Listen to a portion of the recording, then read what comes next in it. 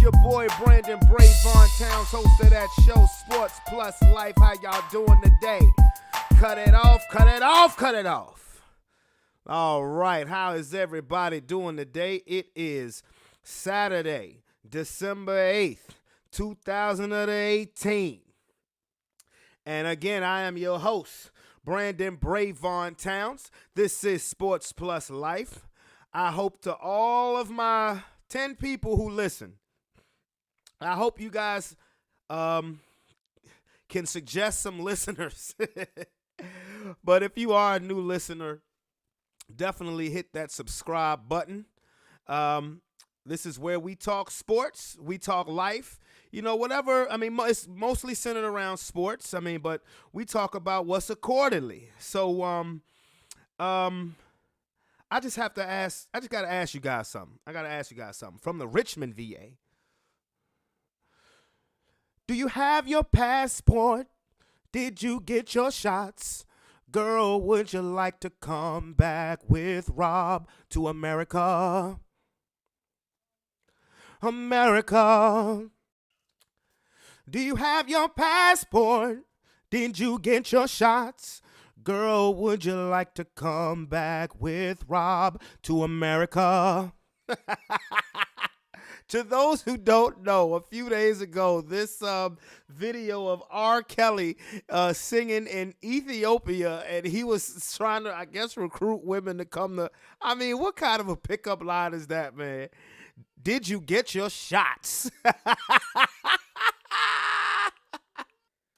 I mean, that is great. I mean, you just walk up to a girl, hey, girl, what's up? You know, you looking kind of good, you know. Did you get your shots?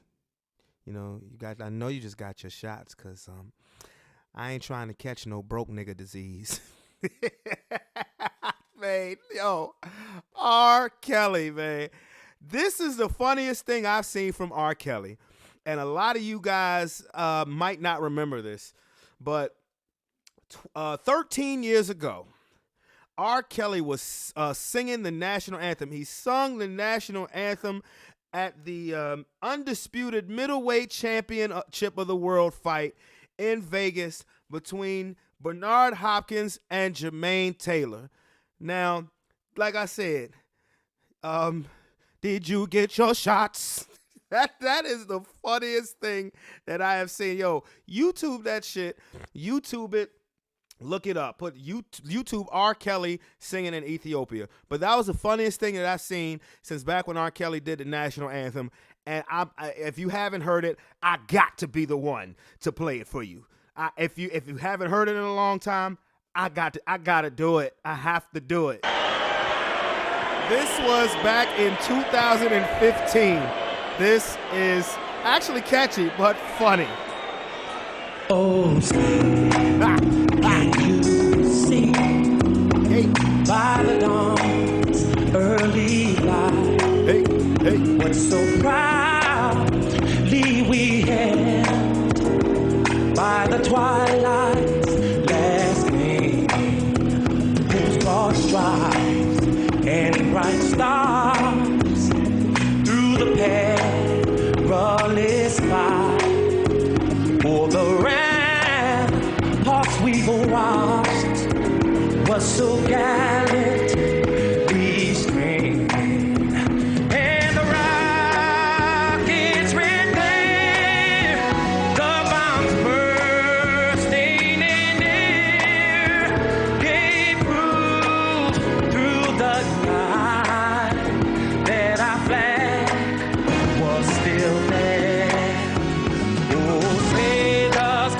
Y'all, that star, spangled banner, oh, and wave, that way, oh, the land of the free, somebody in the whole.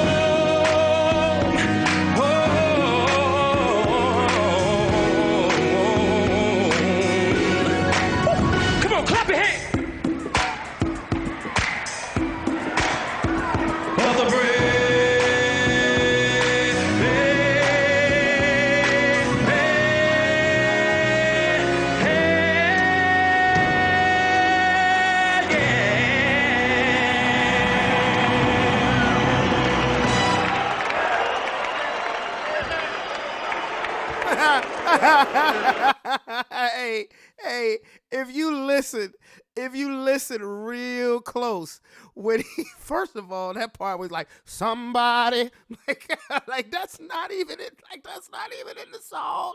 And then when he goes to say, "Come on, clap your hands," you can, if you listen real closely, you can hear a woman say, "Oh, come on." Hold on, just listen.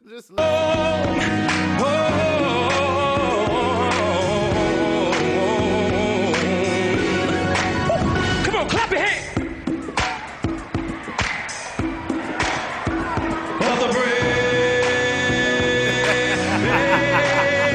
Did you hear it? Please tell me you heard it. That lady said, "Oh, come on."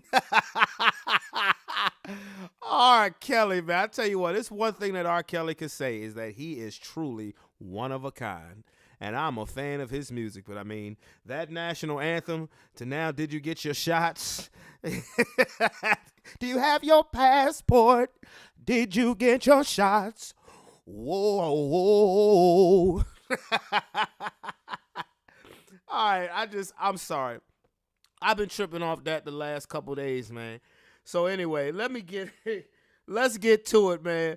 Let's get to it. There's some things we need to talk about. Definitely this week coming up in the NFL. There's a unification championship fight tonight, and the possibility of Carmelo Anthony coming to the Los Angeles Lakers, which I think is just hearsay. So anyway, let's get to it.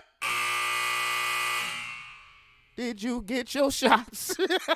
Okay, all right, I'm just playing. All right. Anyway, all right, where to start? Okay. It is Saturday, so tomorrow is the majority of the Week 14 games in the NFL. The Thursday night game was actually, well, I don't want to say it was more entertaining than I thought between Tennessee and Jacksonville. Like I said, Jacksonville is the most disappointing team in the most disappointing team this season by far.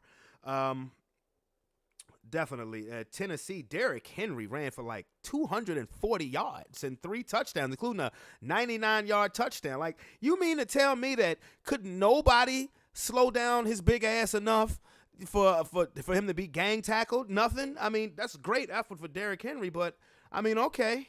All right. Anyway, so let's see. What do we have on tap for tomorrow? Meaningful games. Let's see. You have the Jets at Buffalo. Nobody cares. Carolina at Cleveland. Big game because the Carolina Panthers have been on a 4-game losing streak. I said it a couple weeks ago. Their defense does not shut shit down. It is very overrated. I think their defense is very, very overrated. Kuechly can play. Thomas Davis, he's getting up there, but he can still play. Peppers is very long in the tooth, but he can still play. But their secondary sucks. You suck. A game tomorrow between two of the more disappointing teams in the NFC. That is the Falcons at Green Bay. I think it's over for both of them. Mike McCarthy just got fired. Not sure. Well, Atlanta's been to the playoffs the last 2 seasons, including the Super Bowl collapse, but it's just too much talent on the Falcons, even though their defense, the defensive side of the ball, particularly their secondary, has been hit big time by injuries, but it's still too much talent for the Falcons to be 4-8. You know, that's just, I mean, I thought that they may pose a threat to get to the Super Bowl, and the Super Bowl is in the ATL, which, Lord, I would love to be there. Come on, FanDuel. And, of course, like I said, Mike McCarthy just got fired, so Green Bay's 4-7-1. Even if they won out, the notion that 8-7-1 is getting you into a wild card is no. Big game at 1 o'clock in the AFC. The Baltimore Ravens at the Kansas City Chiefs. I've been saying it since I started this show on Thanksgiving. The Lamar Jackson era is here. It is here, people. And I'm going to tell you something. This is a very important game. Baltimore can beat them, man. Now, as a Broncos fan whose team has clawed their way back into the wild card mix, I should be rooting for the Chiefs because we're not going to win the division. You know, we're not going to win the fucking division, even unless the Chiefs lose out, unless the Chiefs and Chargers lose out and we win out. Possibility that we could win out, but I don't see Kansas City or Los Angeles losing out. But I'm going to tell you something. Kansas City's defense is not stellar. And Baltimore, since Lamar Jackson has been their starter, they are 3-0. They've played a ball control brand of football, keeping the ball in his hands, a lot of RPOs, and, Lamar Jackson just keeping it himself. They've controlled time of possession, which is what you have to do. You have to keep Patrick Mahomes and Tyreek Hill and Travis Kelce. You have to keep them off of the field, and they can do that. And their defense is good enough to force problems, to force maybe a turnover or two from the Kansas City Chiefs. So this is a huge, huge game. The Chiefs, of course, they're only one game up on the Chargers. They're only one game up with the number one seed in the AFC. I don't believe as much that the Chiefs can go to Foxborough and win in an AFC championship game. Not now as much as I did 2 weeks ago when Kareem Hunt was still on that team. You can tell it. They were in a shootout with the Raiders last Sunday, and the Raiders suck. You suck. They suck.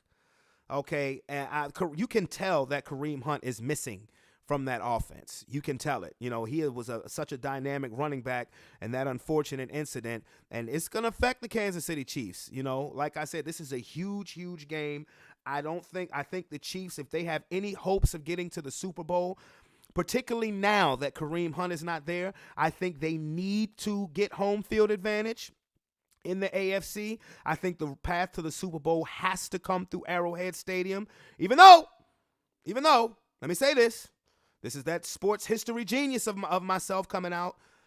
The last, dating all the way back to 1995, anytime the Kansas City Chiefs have had home field advantage or at least a bye week, they have been one and done. And that goes back to 1995, 1997, 2003, 2016. Every single time this team gets home field advantage or at least a bye week, they choke. They are one and done. But I think particularly if they have any hope of getting to the Super Bowl, they just have to get home field advantage. Like if Kareem Hunt was still there, I would believe that they could actually go to Foxborough and win a football game. I don't much believe that now. I really don't. So a huge game. New England at Miami. Now, New England, of course, can wrap up the division for that's the usual. I mean, the AFC East stinks. Outside of New England, they've only had one team win the division since 2002, and that was the Miami Dolphins in 2008, the year that Tom Brady got his ACL torn the first game of the season, and they still went 11-5. And Miami won the division at 11-5 with Chad Pennington as the quarterback, but they held the tiebreaker over New England. So, but Miami has always given, particularly the last couple years, have given New England trouble in Miami. So Miami's another team, 6-6, in that clusterfuck known as the AFC wildcard spot. So they're another team that, this is a big game. They have to win. As a Broncos fan, I should be rooting for the Patriots. But newsflash, I hate the fucking Patriots. Not as much as the Cowboys, but if the Patriots lost, my feelings would not be hurt. Let's just put it that way. Redskins versus Giants. Redskin fans, your season has... There was one thing about me. I'm consistent. Excuse me while I take a sip. I was just parched, that's all. I'm going to be honest with you. I actually like the Giants to win this game. Dude, you're starting Mark Sanchez. I don't care if the game's in Washington or not. You suck. Like I said on Thursday, The fact that you did not, first of all, the fact that you would mention Colin Kaepernick and then go sign Josh Johnson. You suck. Was just a flagrant slap in the face. And you're going to get what you pay for.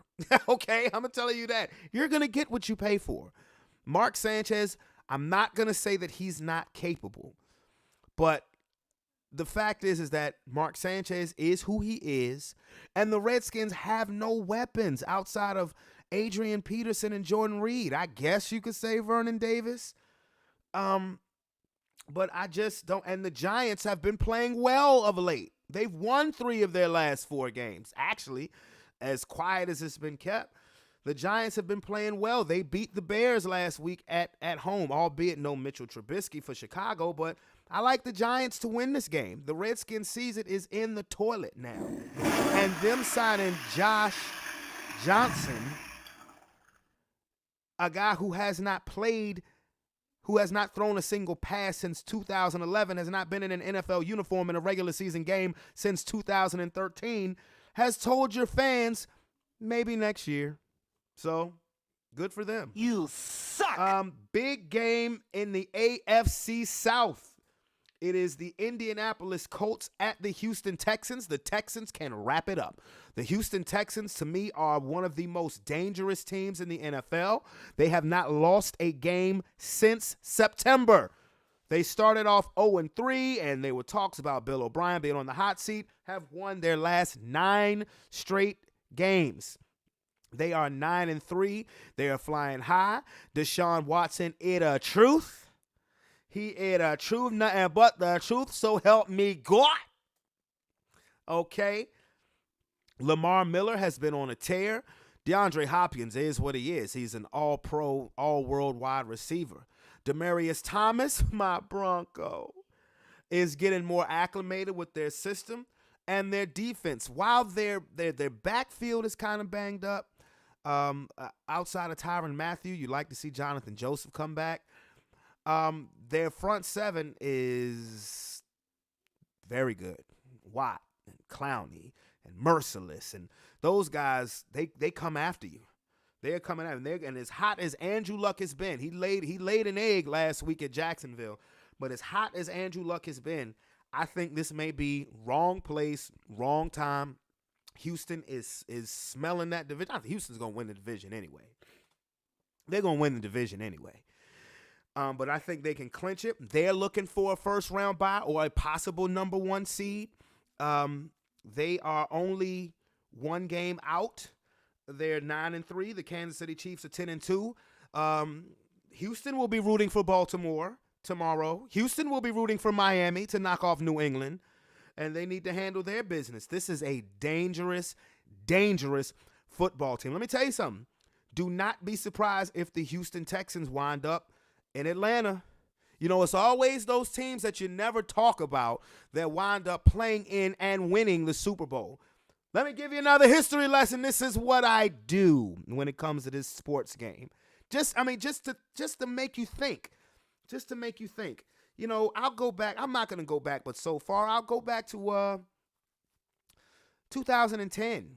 You know, pretty much that season, everybody was thinking about Atlanta in the NFC. They were thinking about Atlanta. And what happens? Green Bay gets hot. Aaron Rodgers gets hot. You know, beats Philadelphia, beats Atlanta, beats Chicago, and they placed Pittsburgh in the Super Bowl and beat them. Nobody was thinking really about Green Bay when those playoffs started. The next year, 2011, that year, coming out of the NFC, it was all about Green Bay, defending champs. They went 15-1, but anybody who knew anything about football knew that Green Bay's defense that season was absolutely garbage. But nobody was thinking about the New York Football Giants, who were 9-7, won the division on the last day of the season, beating the Dallas Cowboys in a winner-take-all game. And nobody was still thinking about the Giants. It was all about Green Bay. And lo and behold, the Giants and the Giants, they beat Atlanta. They beat Green Bay. They go into Lambeau Field and beat them pretty bad, too. And they go into San Francisco in a great game. And then they play the Patriots, part 2 of that Super Bowl grudge match, and they win the Super Bowl. A 9-17 wins the Super Bowl.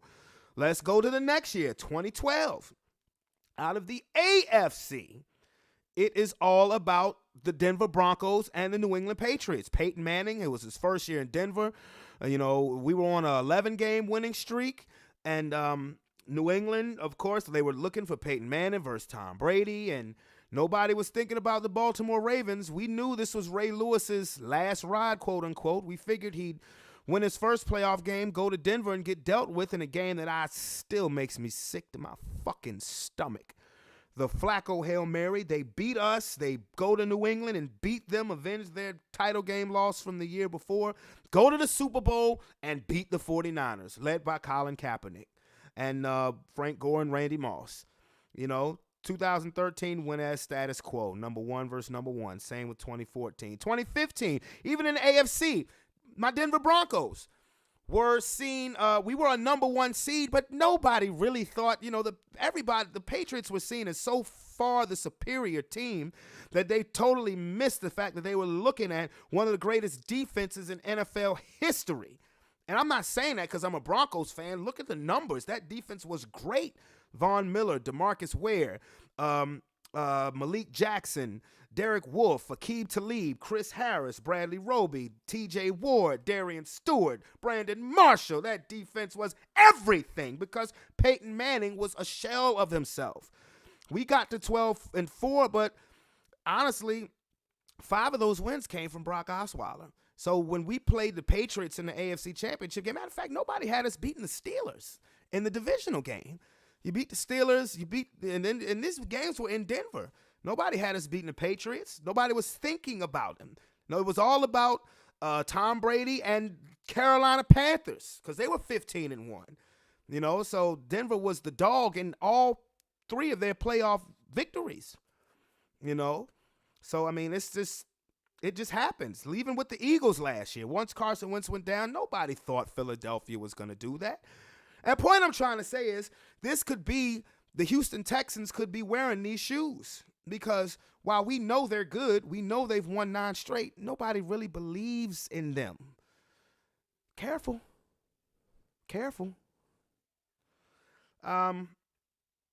Cincinnati at the Chargers, that's the Chargers. Bengals are another team. Their season's going in the toilet after such a promising start, too. My Denver Broncos, still alive, 6-6, in that old clusterfuck of 6-6s in the AFC, are at the 49ers. Now, we should win this game. I'm not trying to be hard on my team, but last Sunday, we suffered a major loss during the game, and then this Wednesday, we suffered a major loss during practice. Our best cornerback, all-pro, Chris Harris, broken fibula, season over. Then on Wednesday, during practice, Emmanuel Sanders, just running regular routes, was doing a cut, boom, goes down, torn ACL. He's not going to be ready come the beginning of next season.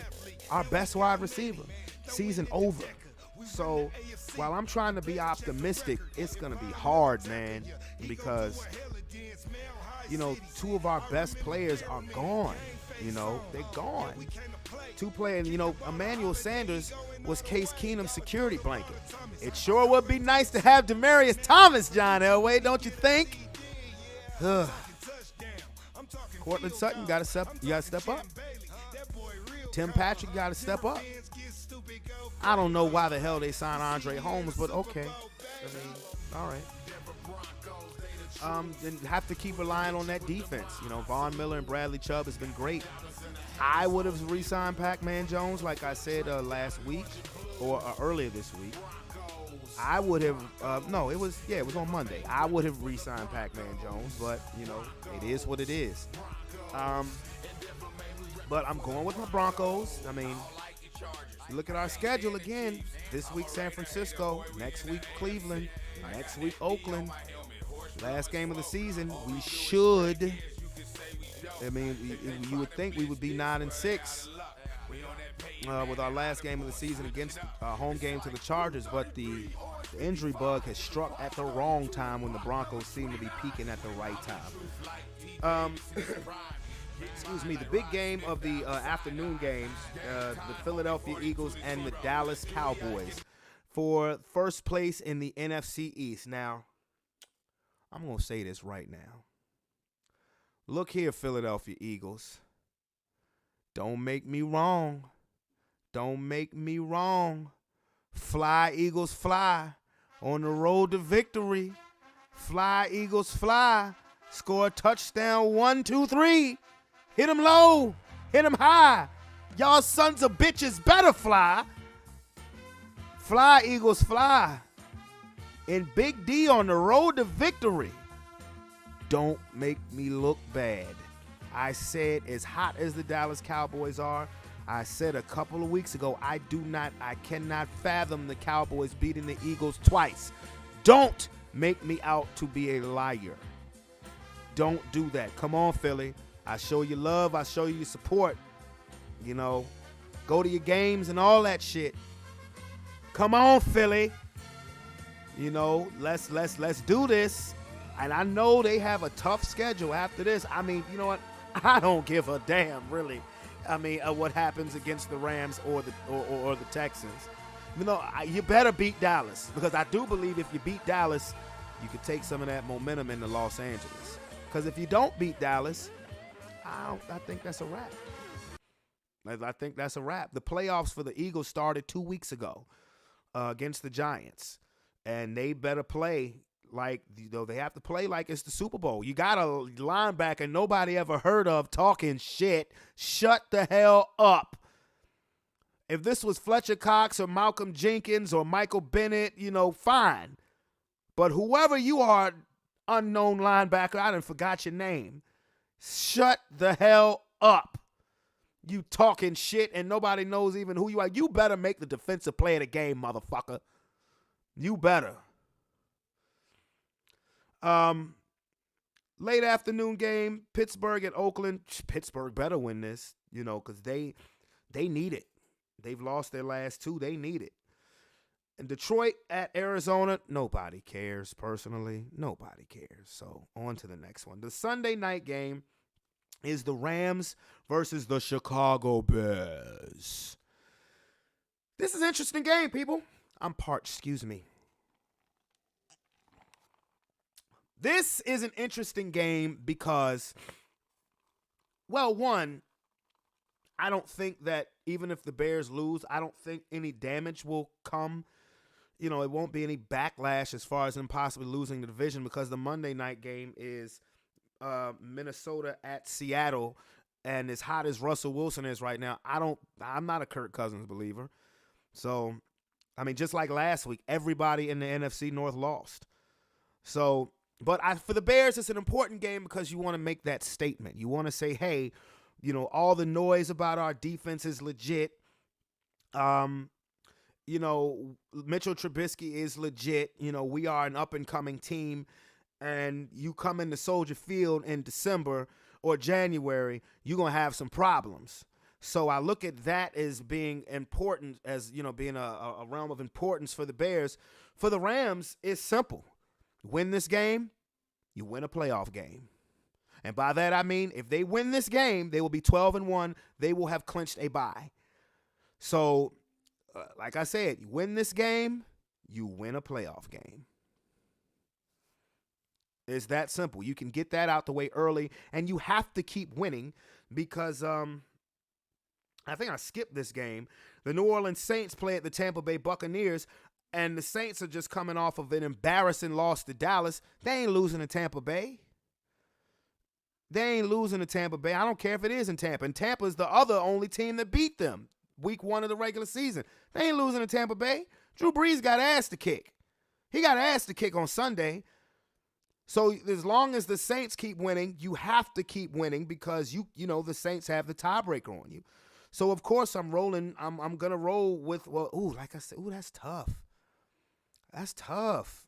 I think but the Rams have proven is that they're a very, very battle-tested team. They're a battle-tested team. This is a tough game to pick. I'm gonna go with LA though. I'm gonna go with the Rams.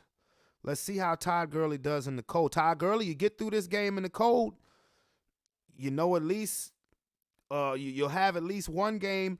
And, well, you're going to have one game in the sun anyway because you won the division. But Todd Gurley, get through this game in the cold, you get that extra week to rest, baby boy.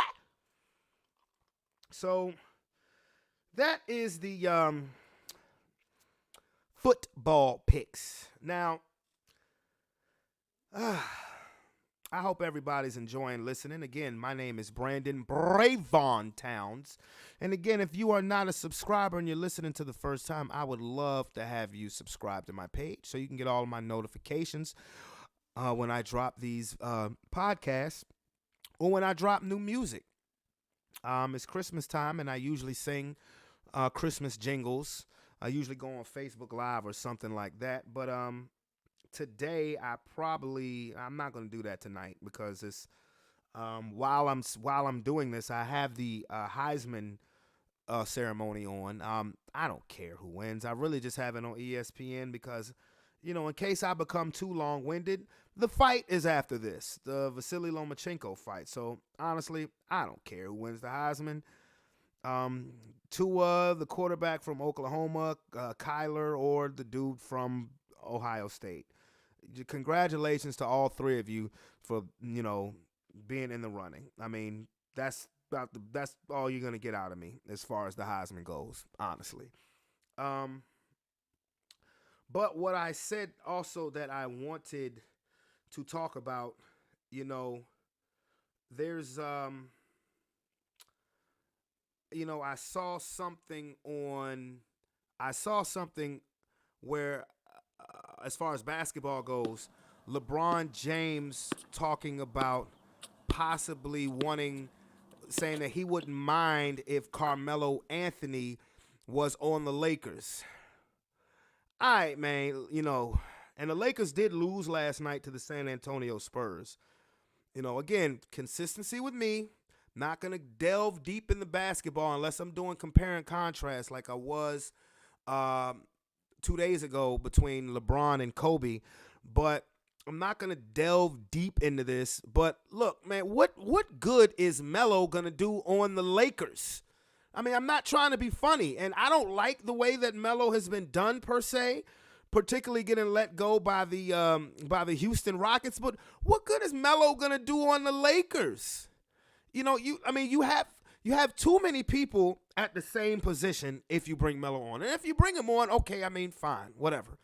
But you got Lance Stevenson, you got Brandon Ingram when he comes back from that little punk bitch move by LaMarcus Aldridge, sliding his foot under his foot so he can sprain his ankle. Dick move. I'm going to say that again. Dick move. You got Brandon Ingram. You got Lance Stevenson. You got Michael Beasley, who barely sees any PT as it is. You got Kuzma. What good is Melo going to do? On the Lakers. Like I said, if he gets signed by the Lakers, good for you. I'm not gonna root against you. If I ain't rooting against LeBron, and anybody you know me, I've never been a LeBron fan. If I'm not rooting against LeBron, I'm not gonna root against Melo. Because I like Melo as a player. I think it's a damn shame why when he leaves, teams get better. But look at OKC and Houston. Honestly, Houston's just not as good as they were last year. It's that simple. They're not as good. Mike D'Antoni's system has gone back to as bad a defense as it was when he was the Lakers coach. I'm porched again.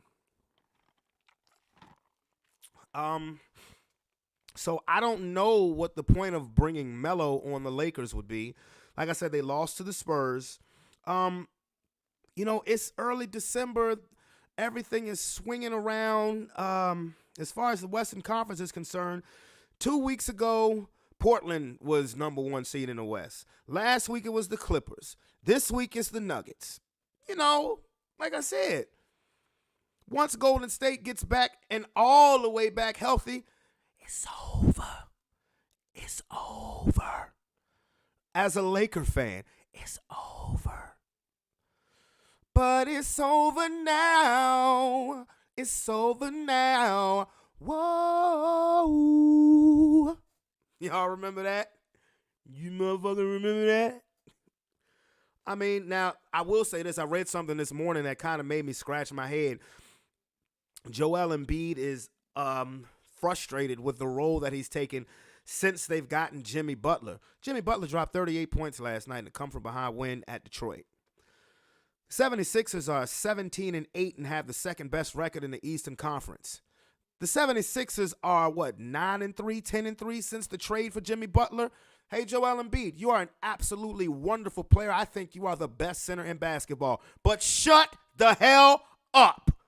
I don't give a damn how frustrated. Dude, you're winning. You are winning. Shut your punk ass up.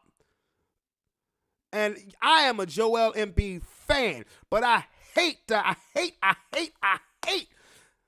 to hear players complain when shit is going good. When you are winning, you are a legit contender to get out of the Eastern Conference and represent them in the NBA Finals. In a large part because you were able to acquire this multiple-time all-star. Shut up. Hush. Just let it go. Just relax. If you guys go on a terrible losing streak, okay, fine. But while you're winning, shut the fuck up. Just shush. And when I tell you I'm a fan, I am a fan. I think Joel Embiid is the best center in the league. I think he has the best personality in the league. I am an Embiid fan. But, dude, hush. I'm a Jimmy Butler fan, too. And after Kobe retired, my two favorite players in the NBA have been Russell Westbrook and Jimmy Butler because they are dogs. They are coming at you. They are dogs. You feel me? So that's all I'm going to do with basketball. We're pretty much close to coming to a close here. And what I said earlier, the WBC ordered an immediate rematch in boxing. Yes, we're going to talk some boxing. The WBC ordered an immediate rematch between Deontay Wilder and Tyson Fury, stemming from their absolutely classic fight from last weekend. I mean, it was an absolutely epic, instant classic, long overdue, great pay-per-view heavyweight championship fight. Because Joshua versus Klitschko was fight of the year. Wilder versus Ortiz is a possibility for a fight of the year. You know, it's possible. You know, and that, you know, both the Deontay Wilder's fights this year have been fight of the year candidates. And that's what I like to see. A heavyweight champion who gives you excitement, you know. So I'm not mad at all that the WBC is ordering this rematch. I would like to see Anthony Joshua and Deontay Wilder fight. I would, but like I said on Monday, to me, it was proven on Saturday that the two best heavyweights in the world is not Deontay Wilder and Anthony Joshua. It is Deontay Wilder and Tyson Fury. Those are the two best heavyweights in the world today. So I hope that they get it on. I hope that that they don't take too long to schedule a rematch. You know, I hope that they just go ahead and let's get a date. Let's see. They fought in December. Maybe in April, you know, they can fight again. Maybe in April or because there's always some big Canelo Alvarez or Floyd Mayweather. You might be seeing Mayweather Pacquiao too.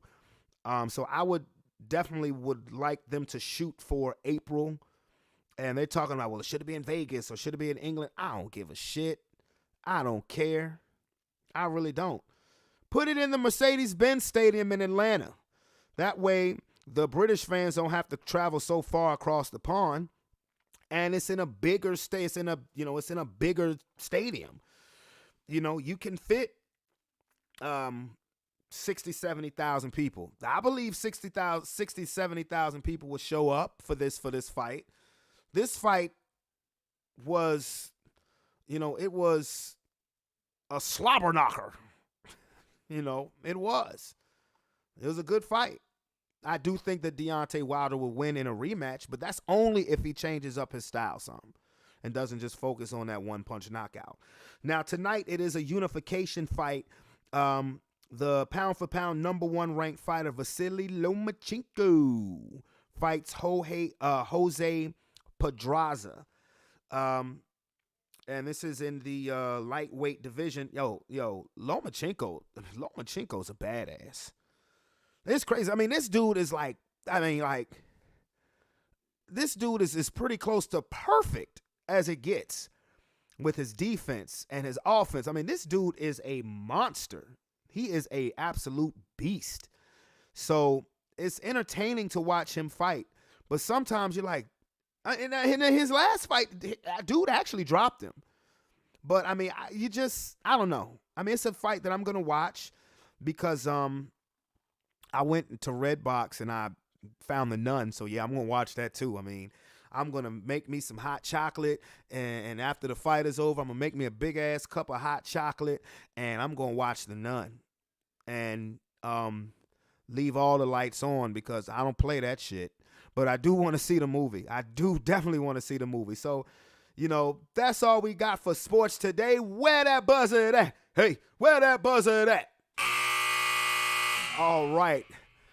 So, as far as the life side goes, don't let the overwhelming stress of the holiday get you out of your game. Get you out of your game plan. Just remember what the holiday is all about. Just focus on your family, focus on your kids, focus on your wife, focus on your husband, just focus on it. And before I go, I just want to say, do you have your passport? Did you get your shots? Girl, would you like to come back with Rob to America? America. Oh, man. R. fucking Kelly, man. Anyway, I definitely bid you guys adieu. I wish you guys a good evening. But this is your boy, Brandon Brevon Towns from the Richmond, VA. Signing off, telling everybody, hope you enjoy the rest of your weekend. Be safe, and y'all will definitely see me next week. Peace.